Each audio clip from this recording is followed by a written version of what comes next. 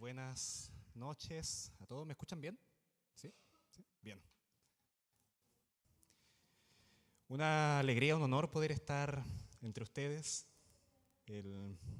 Cuando el pastor Matías se me acercó haciéndome esta invitación de predicar y haciendo este énfasis en Jesucristo crucificado, por supuesto haciéndome sentir como Pablo ahí en 1 Corintios cuando decía: tengo que ir con este evangelio predicándolo. Y predico a Cristo y a este crucificado. Y después en 1 Corintios, en el capítulo 15, habla de predicar a Cristo, retener ese evangelio, ir con él, predicándolo, por supuesto a Cristo crucificado, que estuvo sepultado, que el tercer día resucitó. Bueno, como decía el pastor Walter, vengo de la iglesia El Bosque, me acompaña ahí Mónica, con mis hijos Esteban, María Jesús, así que son bien inquietos ellos.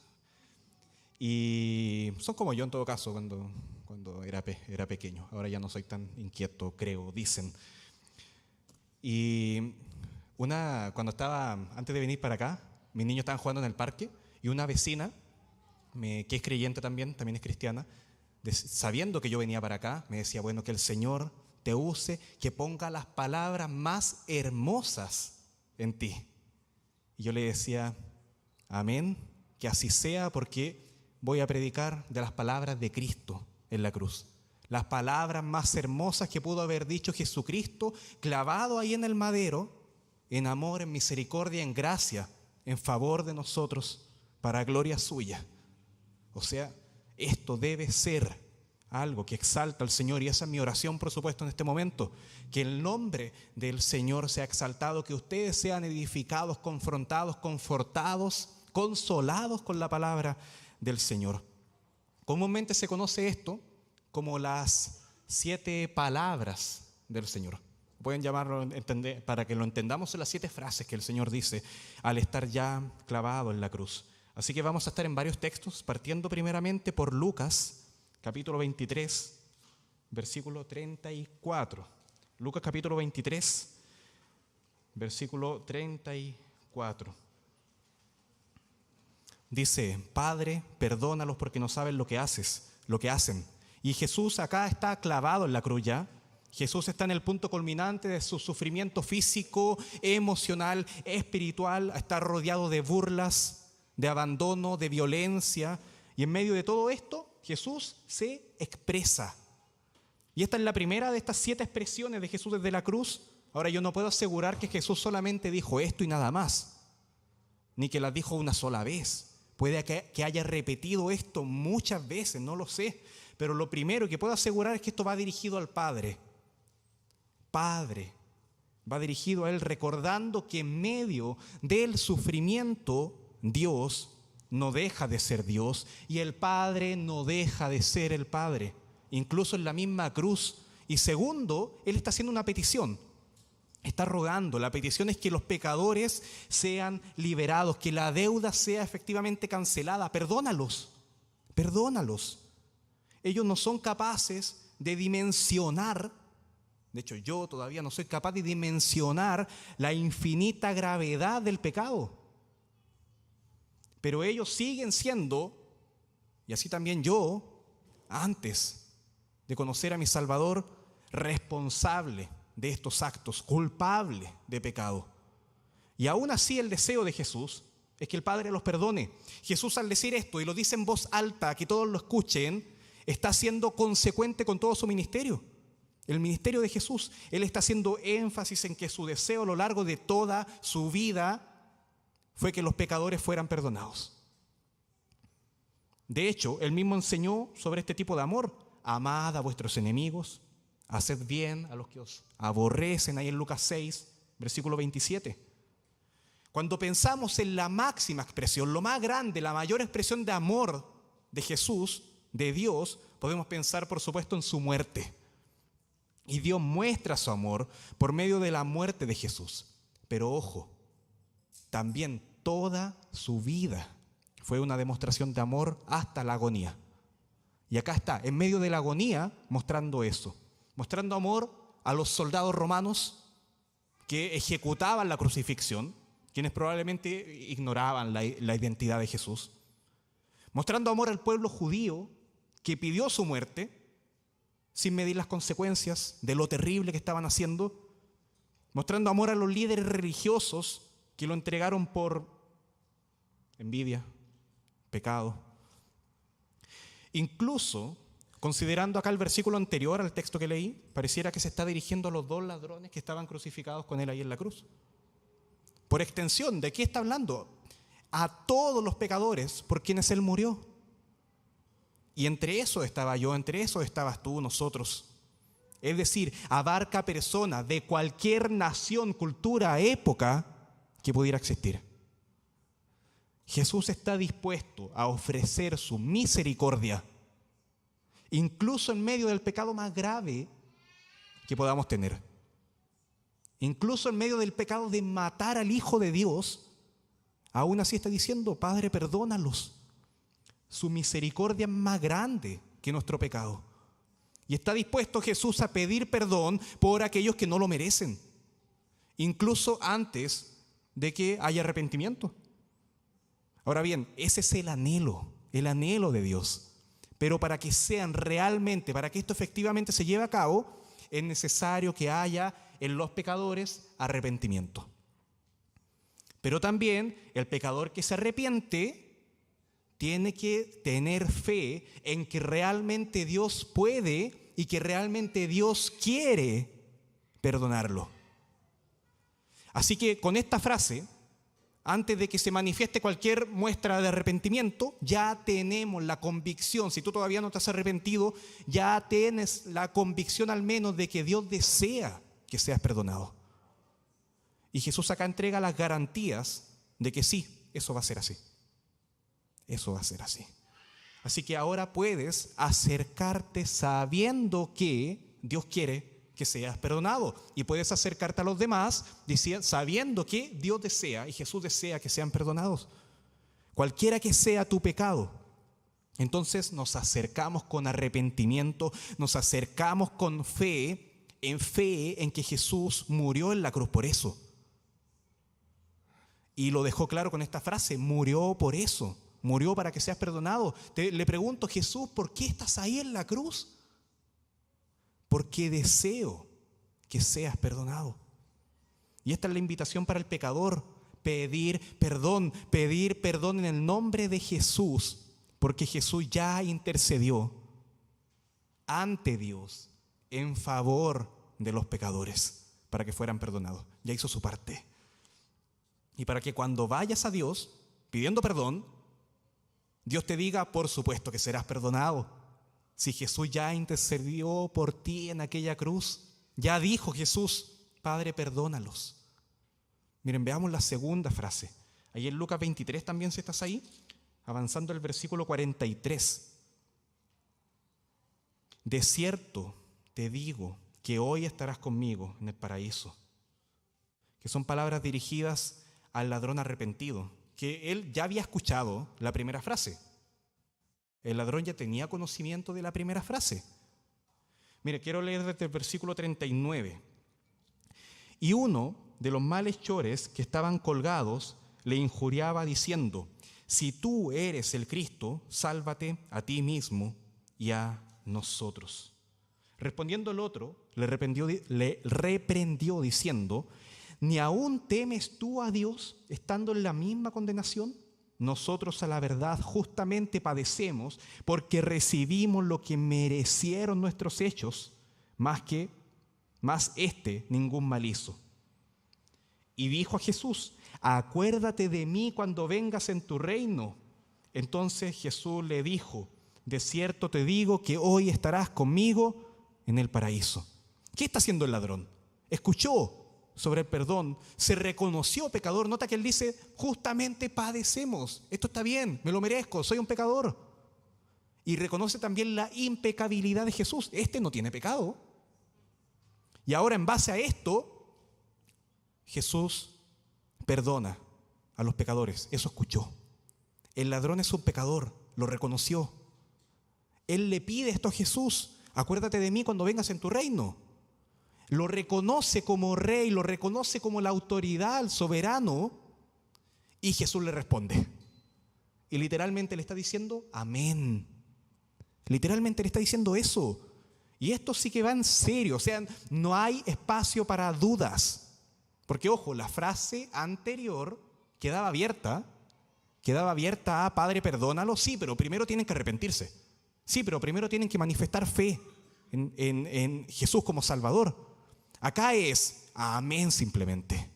Te lo doy firmado, sin letra chica.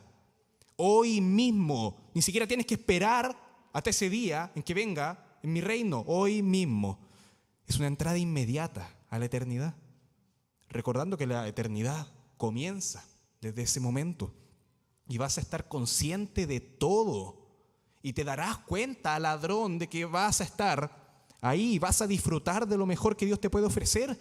¿Y qué es lo mejor que Dios te puede ofrecer? Dios mismo.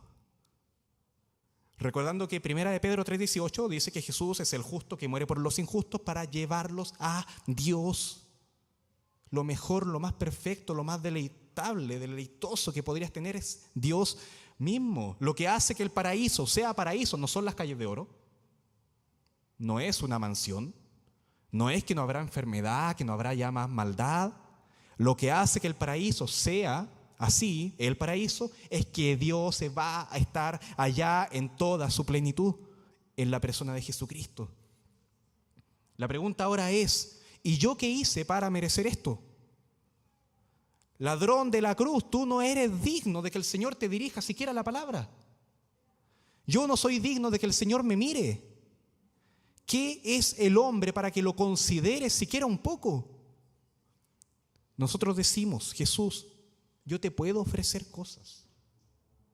Te ofrezco mis dones, ofrezco mis posesiones para ti, ofrezco mi cuerpo en sacrificio para ti. ¿Qué ofreció el ladrón? Confesó su pecado.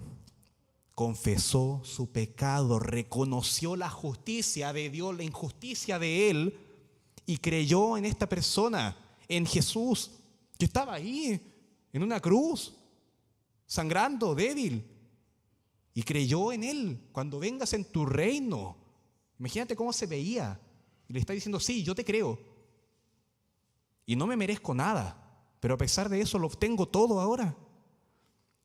Tengo al que es todo en todo, tengo al que es Dios, al que por Él y en Él y para Él son todas las cosas. ¿Qué hice para merecerlo? Nada. Y eso se llama gracia. Eso se llama gracia. Si somos perdonados de nuestros pecados, eso es por misericordia. Si somos ahora bienvenidos al paraíso, eso es pura gracia. La misericordia es que a pesar de que yo soy digno de la más grande condenación, aún así Dios me perdona. Misericordia. La gracia es que a pesar de yo no tener ningún mérito para entrar al paraíso, soy bienvenido allá. No me lo merezco y Dios aún así me bendice. Y ni la muerte nos puede separar de estas bendiciones. Completamente garantizado para ti. Y es loco esto porque el ser humano como que por naturaleza le tiene miedo a la muerte. No queremos que llegue la muerte. Nos imaginamos sufrimiento, nos imaginamos lágrimas. Pero ahora la muerte en Cristo es transformada en algo hermoso. Es la entrada al paraíso. Pregunta, ¿qué tenía que hacer el ladrón de la cruz para entrar al paraíso? Respuesta rápida, nada. Acabo de decir que fue por gracia, por supuesto. Pero hay otra respuesta. ¿Qué tenía que hacer para entrar al paraíso? Morirse. Tenía que morir. Pero morir creyendo en Cristo y con Cristo juntamente crucificado. O sea, literal, creyendo en Cristo y con Cristo juntamente crucificado. Porque en verdad ese ladrón no iba a morir. Ahora estaba vivo. Y más vivo que muchos. Y de hecho hasta el día de hoy está vivo. Ese ladrón está vivo. Porque ya tiene nueva vida en Cristo. Porque ya ni siquiera vivía él en ese momento. Desde el momento en que creyó es Cristo viviendo en él. El Dios eterno viviendo en este que ahora se llama hijo de Dios, ya no es el ladrón. Por favor, lo vamos a ver en el cielo, en el paraíso, y vas a decir, oh, hola, ladrón. Para nada, se va a llamar santo, se va a llamar hijo adoptado del Dios Altísimo. Lo otro ya pasó, y eso es gracia, eso es gracia. Miren, quiero que veamos la tercera frase, cuando dice, mujer, he ahí tu hijo, y después dice, he ahí tu madre. Miren, en Juan 19, versículo 26, avanzamos a Juan, estábamos en Lucas, avanzamos a Juan capítulo 19, versículo 26. Y acá Jesús está en su agonía, sus más cercanos lo están viendo, están preocupados, y está la mamá de Jesús ahí. Mira, cuando vio, versículo 26, cuando vio Jesús a su madre, como no quiero, si hay alguien que no me gustaría que me viera cuando estoy siendo crucificado, es mi madre. Cuando vio Jesús a su madre, al discípulo a quien él amaba, qué dolor, que estaba ahí presente, dijo a su madre, mujer, he ahí tu hijo, y después dijo al discípulo, que según prácticamente todos los estudiosos es Juan, he ahí tu madre.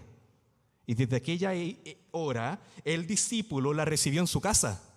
Y de pronto Jesús ya deja de ser simplemente el hijo de María. Y ahora ella debe continuar con su vida. Y Jesús debe terminar su ministerio como el Hijo de Dios. Ahora ya solamente como Dios. Jesús debe terminar esa etapa como hijo de María.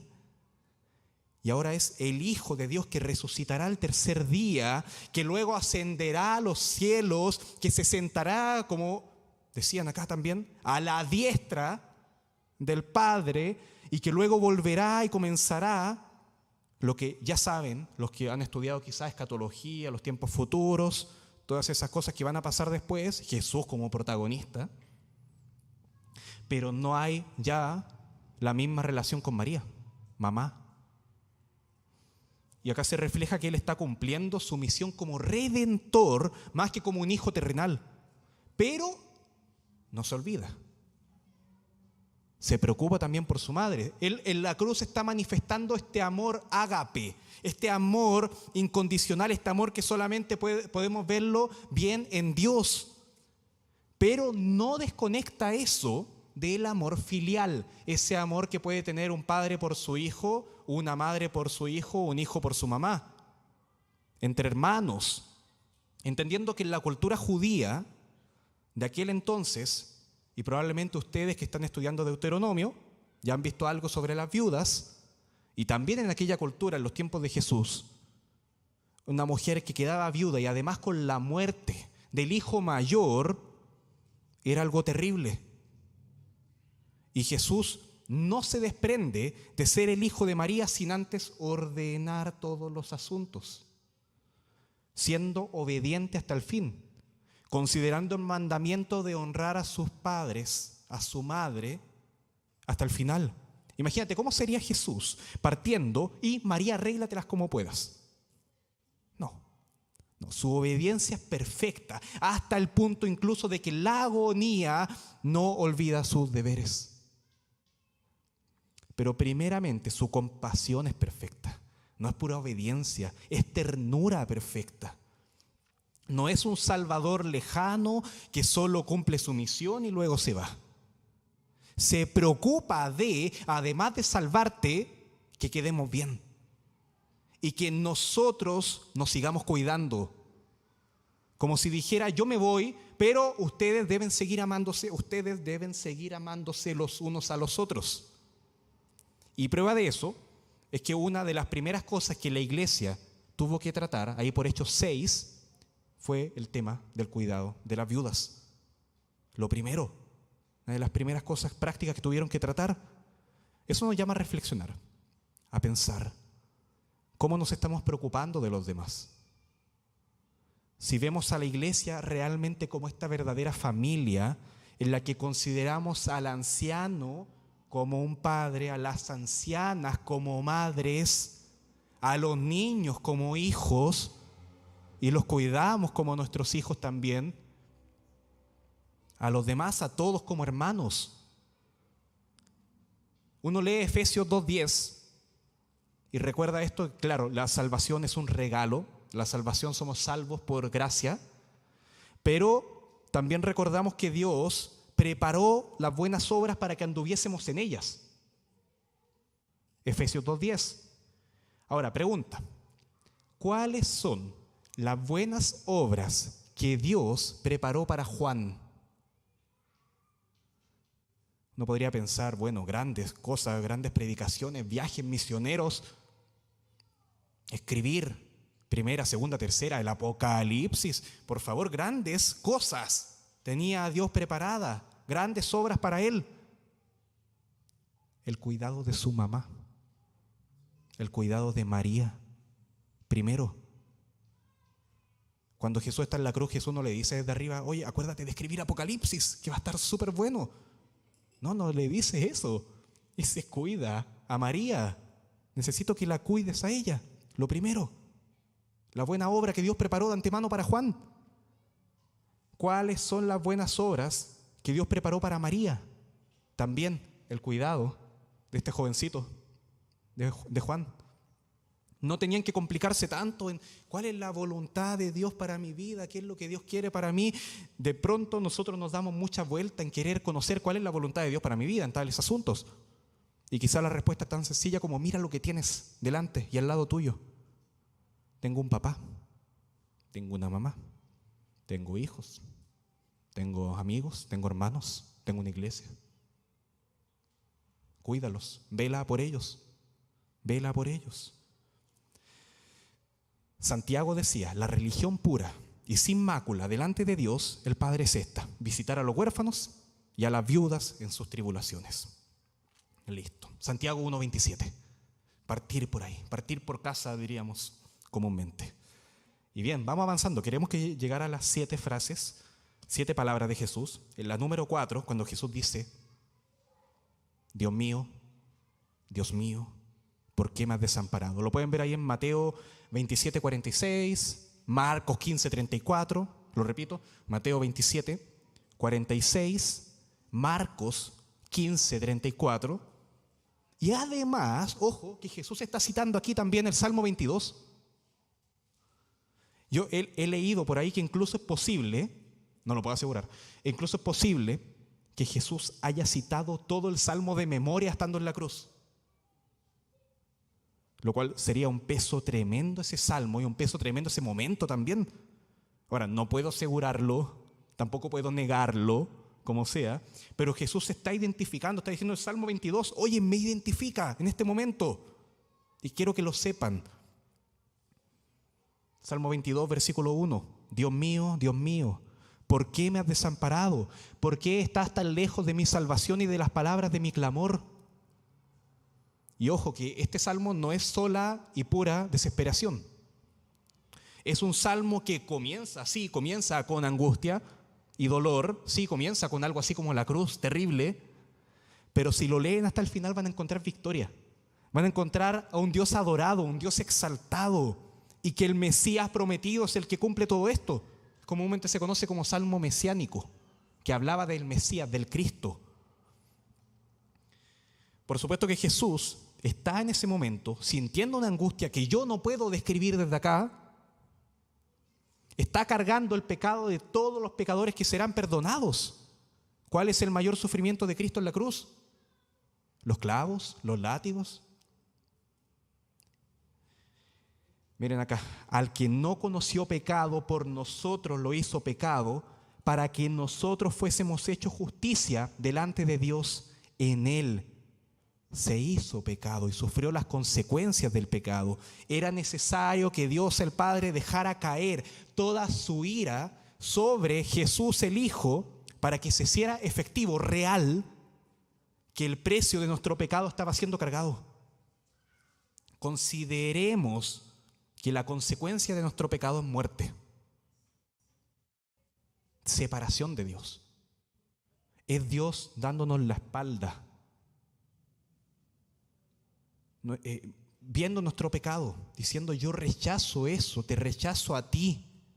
Esa es la consecuencia del pecado, dejándonos fuera de su compañía, desamparándonos. ¿cómo podríamos nosotros decir que Jesús pagó el precio de nuestros pecados si no experimentó las consecuencias de nuestro pecado? Para pagar el precio correctamente había que enfrentar las consecuencias del peso de la condena de nuestro pecado. Y era necesario que Jesús sufriera en la cruz el desamparo del Padre, el mayor sufrimiento que no puedo describir para nada. Jesús cargó en él el pecado de todos nosotros. Isaías 53, hablando de Cristo, 700 años antes. Mas él herido fue por nuestras rebeliones, molido por nuestros pecados. Él cargó el peso de nuestros pecados. Después de esto, cualquier sufrimiento, rechazo, angustia, cualquier cosa que podamos sufrir, no tenemos el derecho de decir que Dios no lo entiende. Dios sí te entiende. A ti que estás sufriendo, pasándolo mal, no los conozco a todos. No podemos decir que Jesús no es capaz de ponerse en nuestro lugar, no es capaz de compadecerse. El mismo Jesús que llora por la muerte de Lázaro, sintiendo compasión por sus hermanas, es el mismo Jesús que fue desamparado por el Padre para que ustedes no sean desamparados. Y esa es la mayor angustia que cualquiera podría sufrir. Yo no soy capaz de describir ni el 0,001%, nada. No lo puedo explicar, pero lo hizo por amor a los pecadores.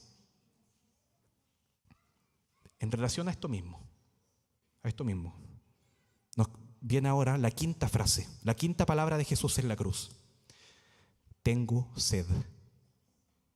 Tengo sed. Mira, Juan 19, 28. Juan 19, versículo 28. Después de esto, sabiendo Jesús que ya todo estaba consumado, dijo, para que la escritura se cumpliese, tengo sed.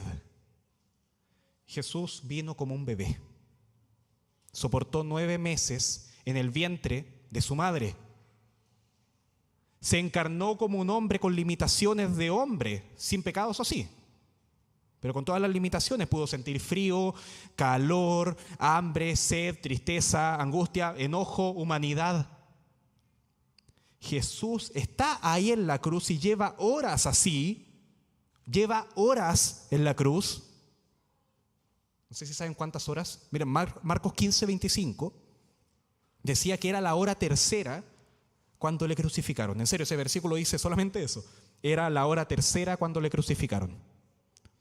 Y en Marcos 15, versículo 34, ahí justo en el mismo capítulo, y a la hora novena, Jesús clamó a gran voz diciendo, Eloi, Eloi, lama sabactani, que traducido es Dios mío, ¿por qué me has desamparado? Lo que leímos recién. Tercera novena, 6 horas, 6 horas, ahí. Y ha estado bajo el sol, ha estado perdiendo sangre, ha estado sin agua, en una posición que te complica respirar, con la espalda, habiendo soportado latigazos. No sé si quizá aquellos que consideraron el pasaje de la predicación de este domingo, sí, yo hice mi tarea. ¿Cuántos latigazos, según la ley hebrea, tenían que sufrir? ¿Cuánto? Hay con está 50 y 50, ahí me dicen 40, con seguridad. Ojo que después los rabinos, para evitar pasarse, propusieron este tema de que fueran 39 en caso de que hubieran calculado mal y todo. 40. Y ojo que acá fue azotado por romanos. Entonces es posible que haya sido más todavía, ¿no? Le importaba un rábano que se pasaran de 40, no sé. Pero estaba ahí con una corona de espinas también en la cabeza, con las muñecas, las manos, como dice, y los pies atravesados por clavos, con una presión de estar siendo visto él por una multitud de gente. Uno se tiene que parar acá y se pone nervioso. Imagínate estando ahí crucificado y toda la gente viéndote, burlándose, muchos blasfemando contra Dios mientras te miran. Quizá a alguno le ha tocado predicar en la calle y pasa de pronto uno ahí y dice, son mentiras, y te mira feo y todo. por decir algo livianito. Una angustia mucho peor, con la angustia también de lo que decía recién, estar siendo desamparado por el Padre. Y él resume todo eso en tengo sed. ¿Y qué le había enseñado Jesús a la mujer samaritana? Juan 4. El que bebiere del agua que yo le daré, no tendrá sed jamás. ¿Por qué? Porque ahora tiene todo mucho más sentido. El Salvador iba a soportar esa sed por amor a nosotros. Jesús se secó literalmente en la cruz por ti. Y no estoy hablando simbólicamente, se deshidrató hasta la muerte. Se vació para que nosotros pudiéramos llenarnos de la fuente inagotable de vida. Tuvo sed para que nosotros no tuviéramos sed jamás y que de nosotros corrieran ríos de agua viva. Y ahora tenemos la oportunidad de ir siempre a Jesús, siempre a este Jesús, y saciarnos de Él y encontrar satisfacción en Él. Porque recuerda, Él también es el pan de vida. En Él no tendremos hambre jamás. El que dijo que hacer la voluntad del Padre era su alimento. Llenémonos de eso, no llenarse con leceras de este mundo. Llénate del hecho de que en la cruz el creador del agua tuvo sed por ti. Eso es humillación. El dador de vida murió sediento por los pecadores para que nosotros los pecadores pudiéramos ser saciados eternamente de Él. Y comenzamos a concluir ahora. Comenzamos a concluir estas 7 frases con la número 6. Cuando entraron acá, vieron un letrero que decía algo. ¿Me ayudan? Consumado es. Consumado es. Gracias. En Juan 19, versículo 30, dice, Juan 19, probablemente se quedaron ahí en Juan 19, versículo 30, cuando Jesús hubo tomado el vinagre, que le habían pasado ahí, bueno, ahí hay razones por eso, bien, pero dijo, consumado es. Y habiendo inclinado la cabeza, entregó el Espíritu. Eso es Juan. ¿Qué significa esto? Si ya han escuchado alguna vez a algún predicador, que a muchos predicadores les gusta mucho mencionar palabras en griego, habrán escuchado esta palabra, tetelestai. Tetelestai, que significa el plan está cumplido, la tarea está completada, todo lo que se había profetizado que tenía que cumplirse hasta ese momento ya se había cumplido. Y entonces el corazón de Jesús ya puede dejar de latir, porque todo lo que tenía que hacer en su ministerio en vida se cumplió. Y Jesús ya puede decir lo último, la deuda ya ha sido pagada. El precio ha sido pagado para que seamos liberados. La justicia se ha aplicado a aquel que no la merecía, al justo, al que no tenía pecado alguno, y Él muere por los injustos. Lo que cantábamos, la ira de Dios propició. En aquella alabanza, más Dios muestra su amor. La ira de Dios fue satisfecha. La palabra de Dios se ha cumplido. Cuando un artista terminaba ahí su obra, quizá una estatua, no sé, y ya no iba a seguir añadiendo nada más, diciendo ya la terminé, ya no la toco, decía tetelestai. O pintando, ya no le voy a dar ninguna pincelada más, ya lo termino, lo firmo, listo, tetelestai. No se agrega nada más a este punto. No tenemos que añadir nada más al ministerio terrenal de Jesús. Como hombre cumplió todo. Lo que queda es la resurrección, su ascensión a los cielos, su ministerio intercesor, su pronto regreso, el juicio, la consumación de su reino. Pero la paga por el pecado ya está hecha, está consumado. Miren, quiero leer para ustedes Colosenses 2:13. Quiero que vayamos allá a Colosenses, capítulo 2. Me pasé. Colosenses, capítulo 2, versículo 13. Y quiero leer hasta el 15. Y a vosotros, estando muertos en pecados y en la incircuncisión de vuestra carne, os dio vida juntamente con Él, perdonándoles a ustedes todos los pecados, anulando el acta de los decretos que había contra nosotros, que nos era contraria, quitándola de en medio y clavándola en la cruz. Y despojando a los principados y a las potestades, los exhibió públicamente, triunfando sobre ellos. Es una muerte de victoria. Así funciona el Evangelio. Es una muerte que da la victoria. El Salvador muere para que los muertos vivan. Y Jesús termina la obra necesaria para que nosotros comencemos el camino al Padre. Jesús completa todo. No tenemos que añadir nada. Confía en que Jesús ya hizo todo. Y entonces todo termina. Padre, en tus manos encomiendo mi espíritu. Esa es la última. Decía que Juan terminaba ahí su relato diciendo ese tetelestai, ese consumado es. Pero cuando vamos a Lucas, volvemos a Lucas, que hemos estado ahí bastante, en Lucas 23, versículo 46. Entonces Jesús, clamando a gran voz, dijo: Padre, en tus manos encomiendo mi espíritu. Y habiendo dicho esto, expiró. Con estas palabras Jesús voluntariamente entrega su vida al Padre. Pero Jesús muere confiando. Jesús muere confiando en tus manos, Dios, en tus manos poderosas, en tus manos protectoras, en tus manos de misericordia. Yo entrego ahora mi espíritu. Confío plenamente en que todo lo que se ha hecho hasta ahora no es en vano. Tiene sentido, tiene que ser así, porque conozco a mi Padre. Entonces, Padre, confío en ti, en tus manos encomiendo mi espíritu, porque conozco tu amor.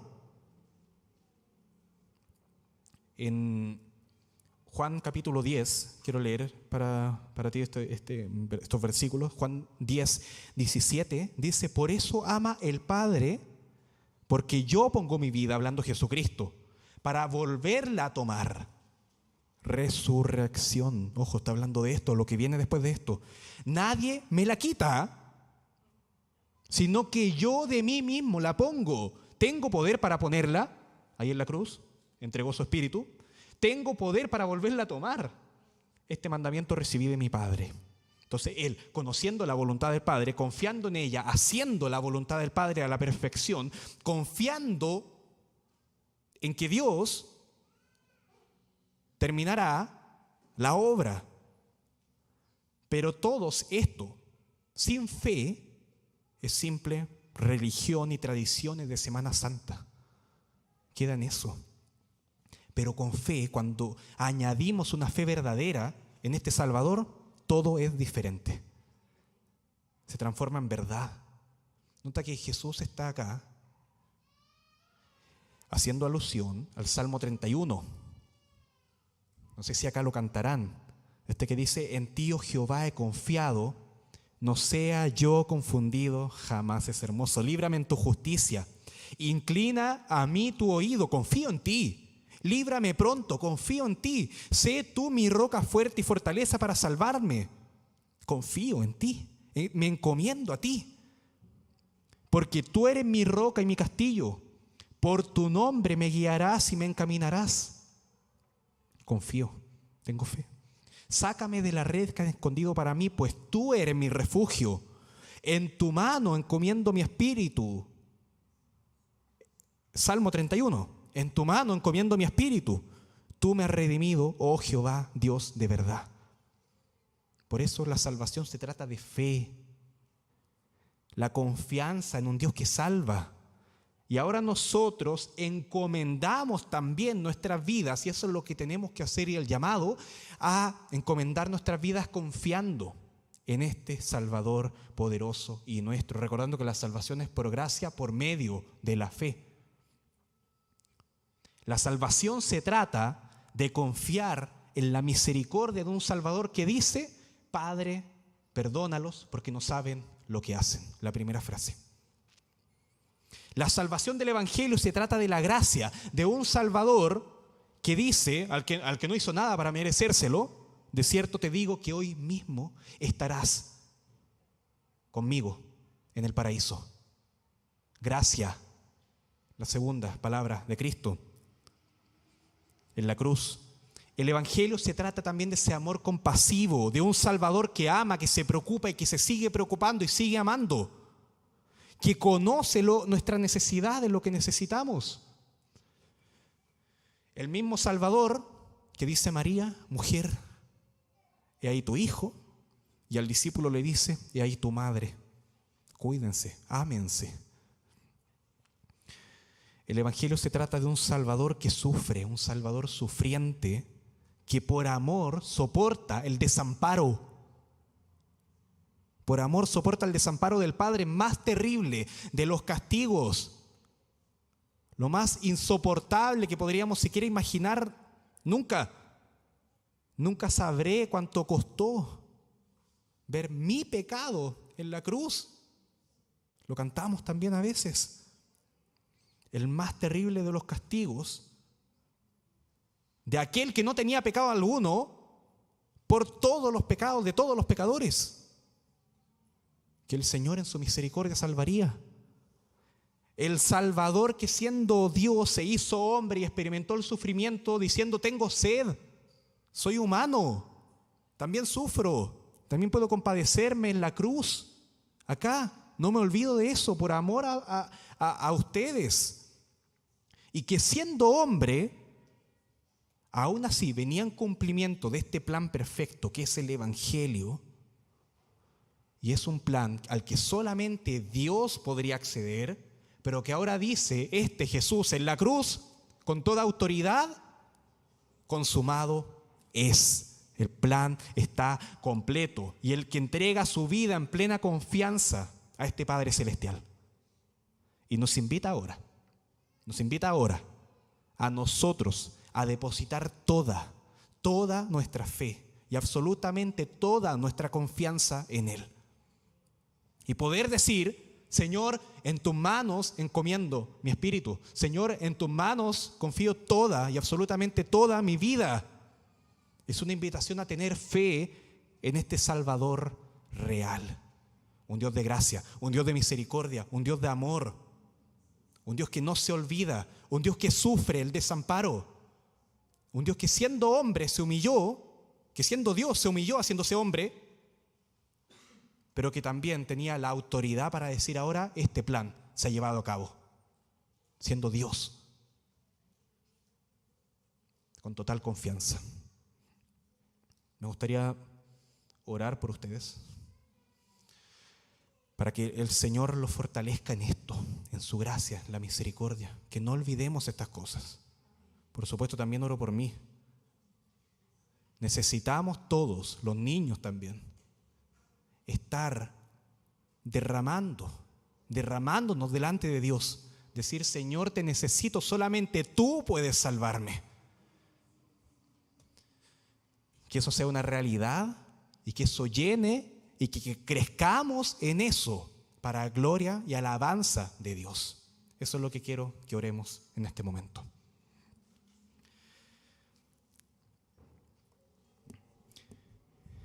Gracias, Señor. No me siento digno, Señor, de poder acceder a ti. Tú eres Dios, eres el creador de todas las cosas. Yo soy más pequeño que una partícula de polvo. A tus ojos también soy pecador. ¿Qué soy yo, Señor? ¿Qué es el hombre? Para que te acuerdes, Señor, de mí, de cualquiera de acá, Señor. Pero aún así, con todo eso, tú nos dejas tu palabra, nos dejas al Espíritu, que puede dar vida. Y quiero rogar a ti, Señor, que tu Espíritu Santo nos llene, Señor, en este momento. Ilumine nuestro andar, nuestra mente, que abra nuestros ojos para que podamos contemplar todo esto que ya está delante nuestro y que así te alabemos, Señor. que ahora, Señor, podamos cantar nuevamente a ti, reconociéndote, Señor, con un cántico de alabanza que salga de lo más profundo de nuestro ser, con humillación, con quebranto, con gozo, con seguridad de que tenemos un Salvador que dio su vida por pecadores, que no me merezco nada, Señor, pero aún así tú nos amas. Ruego a ti por esta iglesia, esta que es tu iglesia, Señor, en este momento reunida acá en este lugar, que en tu gracia, Señor, se afirmen a ti con todas las fuerzas que usted les pueda dar, que no se olviden en ningún momento de todos tus caminos, de la realidad, Señor, de que son pecadores, que solamente por gracia ahora pueden gozar de ti. Que tu nombre sea alabado, Señor, ahora y en todo momento, hoy y siempre. En el nombre de Jesucristo oramos. Amén. Muchas gracias.